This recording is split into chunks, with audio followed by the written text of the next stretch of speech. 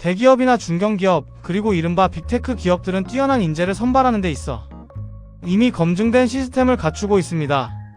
학벌, 경력, 프로젝트 경험, 외국어 능력까지 다방면에서 우수한 지원자들이 몰리고 그 중에서도 상위권 인재들만이 최종적으로 입사하게 됩니다. 그래서 많은 사람들은 이렇게 생각합니다. 이 정도 인재들이 모여있으면 매출은 당연히 계속 성장해야 하는 것 아닌가. 하지만 현실은 그 기대와 다르게 흘러가는 경우가 많습니다. 실제로 인재 수준과 매출 성과가 반드시 비례하지 않는 사례는 생각보다 흔하게 발견됩니다. 여기에 한 가지 현실적인 경험이 더해지면 이 질문은 더 강해집니다.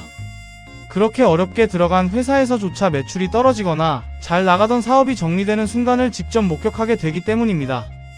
누구나 인정하는 고스펙 인재 집단임에도 불구하고 성과가 기대에 미치지 못하는 상황, 이 모순은 단순히 개인의 능력 문제로 설명되기 어렵습니다. 그렇다면 도대체 무엇이 문제일까요? 이 지점에서 중요한 질문이 생깁니다. 유능한 사람이 많은데 왜 매출이 떨어질까라는 질문입니다. 이 질문의 핵심은 사람 자체가 아니라 그 사람들이 놓여있는 환경과 구조에 있습니다. 아무리 뛰어난 개인이라도 조직이라는 틀 안에서 움직이는 순간 개인의 능력은 제한되거나 왜곡될 수 있습니다. 조직이 커질수록 가장 먼저 나타나는 변화는 방향성의 흐릿함입니다. 작은 조직일 때는 목표가 명확합니다. 무엇을 만들어야 하는지, 누구를 타겟으로 해야 하는지, 어떤 방식으로 돈을 벌어야 하는지가 비교적 분명합니다.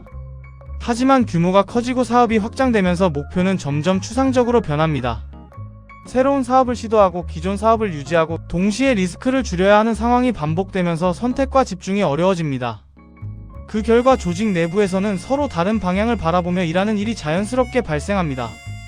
개인은 최선을 다하고 있지만 그 최선이 하나로 모이지 않는 구조가 만들어지는 것입니다. 또 하나 눈에 띄는 부분은 의사결정의 속도입니다. 대기업이나 중견기업에서는 하나의 결정을 내리기까지 여러 단계를 거칩니다. 실무자의 아이디어가 팀장을 거치고 임원 보고를 통과하고 다시 검토를 반복하는 과정에서 시간이 상당히 소요됩니다. 이 과정 자체가 잘못된 것은 아닙니다. 리스크를 줄이고 더 나은 판단을 하기 위한 장치이기 때문입니다. 하지만 시장의 변화 속도가 빨라진 지금은 이 구조가 오히려 발목을 잡는 요소가 되기도 합니다. 좋은 아이디어가 나와도 실행 시점이 늦어지면 시장에서는 이미 경쟁사가 비슷한 것을 먼저 선보이게 됩니다. 결국 잘 준비한 계획보다 빠르게 실행한 시도가 성과를 가져가는 경우가 많아지는 것입니다. 이와 함께 조직 내부의 평가 방식도 중요한 영향을 미칩니다. 많은 기업에서는 여전히 과정 중심의 평가가 이루어지고 있습니다. 보고서를 얼마나 정교하게 작성했는지, 회의를 얼마나 체계적으로 준비했는지, 내부 커뮤니케이션을 얼마나 원활하게 했는지가 중요한 기준이 됩니다. 물론 이러한 요소들도 필요하지만 그것이 실제 매출과 직접적으로 연결되지 않는다면 문제가 됩니다. 직원들은 자연스럽게 성과를 만드는 일보다 평가를 잘 받는 일에 집중하게 되고 이는 조직 전체의 방향을 왜곡시킵니다. 또한 실패를 대하는 조직의 태도 역시 성과에 큰 영향을 미칩니다. 겉으로는 혁신과 도전을 강조하지만 실제로는 실패에 대해 책임을 묻는 문화가 강하게 자리 잡고 있는 경우가 많습니다. 이런 환경에서는 누구도 새로운 시도를 쉽게 하지 않습니다. 안전한 선택, 이미 검증된 방식만 반복하게 되고 이는 결국 기업의 성장 동력을 약화시킵니다. 빠르게 변화하는 시장에서는 새로운 시도가 없으면 정체가 아니라 곧 퇴보로 이어질 수밖에 없습니다. 여기에 더해 조직이 커질수록 고객과의 거리가 멀어지는 문제도 발생합니다. 초기 기업은 고객의 반응에 민감하게 반응하며 빠르게 개선합니다. 하지만 규모가 커질수록 고객의 목소리는 여러 단계를 거치면서 점점 희석됩니다. 데이터로 정리된 숫자만 남고 실제 고객이 느끼는 불편이나 기대는 제대로 전달되지 않는 경우가 많습니다. 결국 기업은 고객이 원하는 방향이 아니라 내부 논리에 맞는 방향으로 움직이게 되고 이는 매출 하락으로 이어질 수 있습니다. 이러한 현상은 실제 기업 사례에서도 확인할 수 있습니다. 예를 들어 노키아는 한때 전 세계 휴대폰 시장을 지배하던 기업이었습니다. 당시에도 세계 최고 수준의 엔지니어와 인재들이 모여 있었지만 스마트폰이라는 새로운 흐름에 제대로 대응하지 못하면서 급격한 하락을 겪게 됩니다. 인재가 부족해서가 아니라 변화에 대응하는 조직, 구조와 의사결정 방식이 시장 속도를 따라가지 못했기 때문입니다. 또 다른 사례로 코닥을 들 수 있습니다.